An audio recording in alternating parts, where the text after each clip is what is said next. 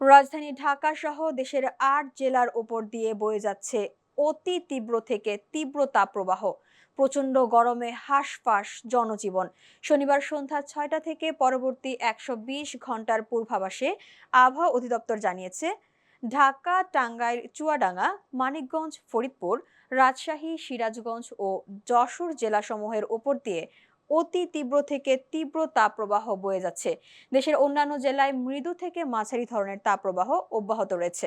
অধিদপ্তর আরও জানায়, আজ রোববার সন্ধ্যা ৬টা থেকে পরবর্তী ২৪ ঘন্টা ময়মনসিংহ ও সিলেট বিভাগের কিছু জায়গায় এবং রংপুর, রাজশাহী, ঢাকা, খুলনা, বরিশাল ও চট্টগ্রাম বিভাগের ২-১ জায়গায় অস্থায়ীভাবে দমকা হাওয়া সহ বৃষ্টি অথবা বজ্রসহ বৃষ্টি হতে পারে। সারা দেশে দিন ও রাতের তাপমাত্রা হ্রাস পেতে পারে। আগামী ৫ দিন বৃষ্টিপাতের প্রবণতা অব্যাহত থাকতে পারে।